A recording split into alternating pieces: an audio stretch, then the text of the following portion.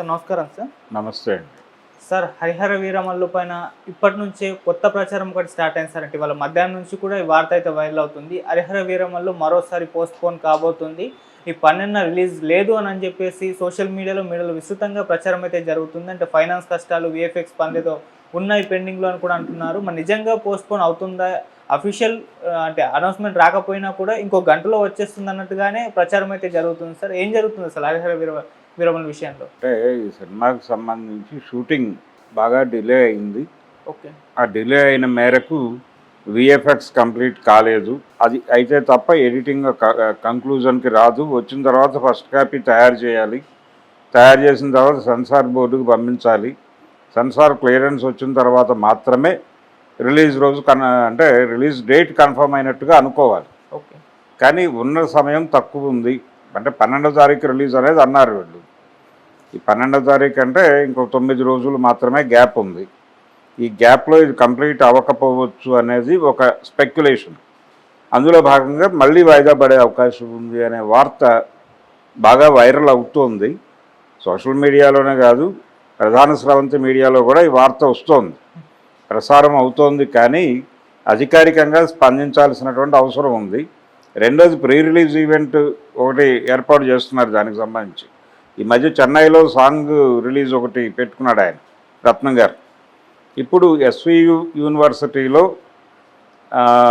ఆడిటోరియంలో చేయాలి అని తిరుపతిలో చేయాలని అనుకుంటున్నారు. 8వ తారీఖు 7వ తారీఖే పవన్ కళ్యాణ్ అక్కడికి వెళ్తాడని ఒక ప్రచారం జరుగుతోంది.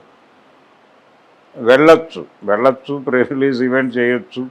అంటే ఫ్యాన్స్ అందరూ చాలా ఈగర్గా ఉన్నారు ఆ ఈవెంట్ కోసం. ఆ ఈవెంట్లో నుంచి చాలా అవుట్కమ్ వస్తుందని భావిస్తున్నారు. అంటే పవన్ కళ్యాణ్ గారి ఫ్యూచర్ ప్రాజెక్ట్స్ గురించినటువంటి ప్రకటనలు ఆ రోజు ఉంటాయని ఫ్యాన్స్ అనుకుంటున్నారు. ఈ అనుకుని దానికి ప్రిపేర్ అవుతున్న టైంలో అసలు సినిమాయే పోస్ట్పోన్ అవుతుంది అనటం కొంచెం షాకింగ్ న్యూసే.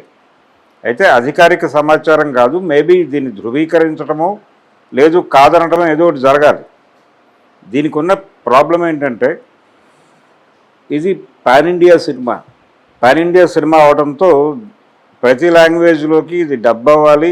అంటే ఎడిటింగ్ ఈ ప్రక్రియలన్నీ అయిన తర్వాత ఆయా లాంగ్వేజ్ల్లో ట్రాక్స్ వేసి పంపించాలి అక్కడికి. దాంతోపాటు ఓవర్సీస్ బిజినెస్ కూడా ఉంది. ఇంకొక వివాదం ఏంటంటే నిజానికి ఇది అనుకున్న రేంజ్లో అమ్ముడు పోలేదు సినిమా అనేది కూడా ఒక అభిప్రాయం ఉంది.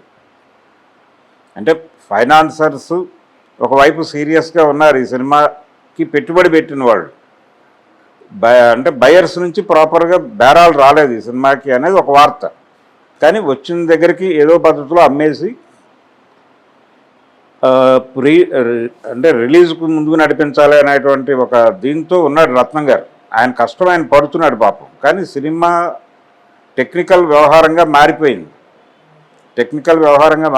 200 కోట్ల బడ్జెట్ అని చెప్తున్నాడు ఆయన. మరి 200 కోట్ల బడ్జెట్ వర్కౌట్ అవుతుందా లేదా? 100 సమస్యలు. 200 కోట్లు కేవలం మొదటి భాగానికైనా రెండో భాగానికి కూడా కలిపి చెప్తున్నారా అనే దానిలో క్లారిటీ లేదు. బహుశా రెండో భాగం మేజర్ పార్ట్ షూట్ అయిపోయి ఉండొచ్చు అని ఒక అంచనా.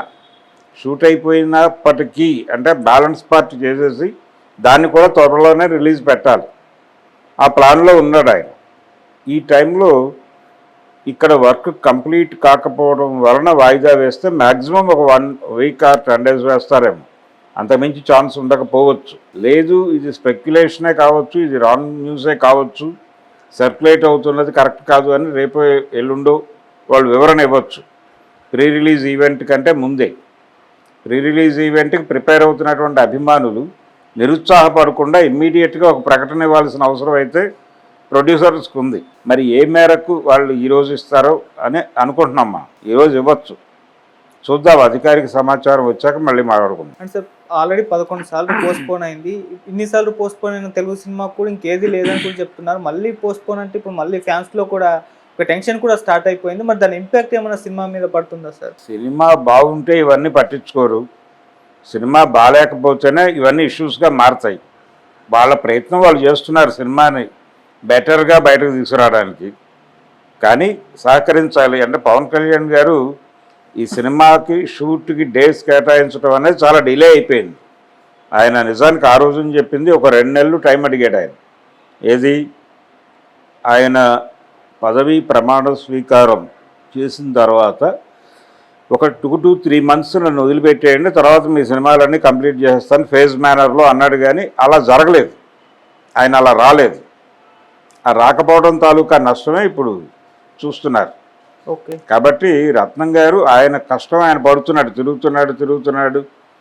తిరుగుతూనే ఉన్నాడు ఆయన. కానీ గ్రహాలు సహకరించట్లేదు ఆయనకి. ఆ సహకరించకపోవడంతో సినిమా ఏదైనా జరగచ్చు అని ఆయన కూడా సైకలాజికల్గా ప్రిపేర్ అయినట్టుగానే ఉన్నాడు. ఏదైనా జరగని చూద్దాం, ఆ మాత్రం చూసుకోలేమా అన్న మూడ్లో కనిపిస్తున్నాడు. ఆయన ఇస్తున్నటువంటి ఇంటర్వ్యూల్లో, ఆయన మాట్లాడుతున్నటువంటి ధోరణిలో అది కనిపిస్తోంది. చూద్దాం ఫైనల్గా ఆయన్ని వీరమల్లు ఏం చేస్తాడు, ఏం రత్నం గారిని అనేది చూద్దాం. Okay sir, thank you so much. Thank you.